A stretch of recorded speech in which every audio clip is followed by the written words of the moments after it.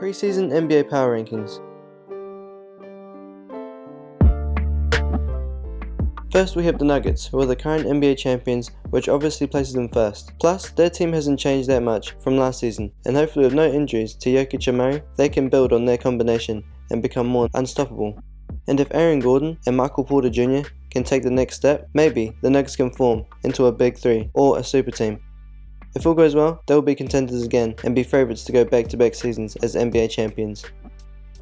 Second, we have the Warriors. This team has a chance every year if they have Curry and Klay on the floor and Steve Kerr as the coach. I don't think they've been favourites since 2018, but somehow they've won a championship and are contenders every year since then. They have the best backcourt in the NBA, and they found a centre that can rebound and get them offensive rebounds and hustle for second chance points. And with the addition of Chris Paul, if they figure out the minutes and rotations, Chris Paul has never made a franchise worse. Also, Wiggins has finally found his form and role with the Warriors, and Draymond is always useful in the Warriors, with his passing to Klay and Steph. But you can't put them lower than where they are. It's only been a year or two since they won a title, and they made a run last year, so I think they will be serious contenders again this year.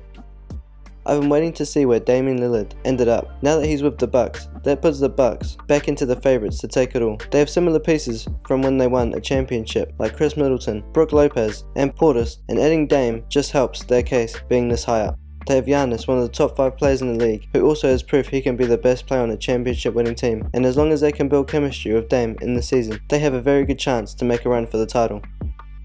The Heat are the dark horse every year, and even though they've made deep playoff runs every year, Butler's been there, and they beat the top teams every year. We're surprised every time for some reason when they're in the postseason doing it again.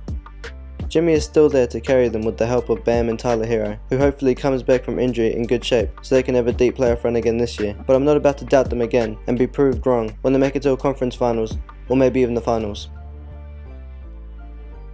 The Celtics. With this new addition of Jrue Holiday, on paper they've improved their backcourt, but with the talent they've lost in the frontcourt, this could cost them. But hopefully with Porzingis, he can carry his form into this year from last year and make up for all those gaps missing in the frontcourt with his endless offensive skill and defense. The Celtics are always contenders, especially when they hit form and win a ton of games in a row, so I think they will end up in a similar position than last year.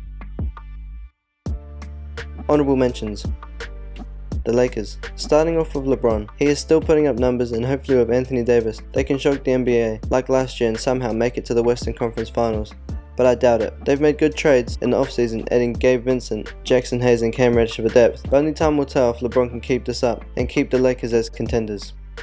The Suns. They've made great additions in the offseason like Beal and Eric Gordon and some defenders, but their depth doesn't look the best, and with Devin Booker being the last player that was on the Suns team when they had their finals run, there's a lot of pressure on the new head coach Frank Vogel to create chemistry between all these new players to make a run deep into the playoffs. And if evidence shows, the Suns might look better than everyone but end up disappointing everyone by the end of the season.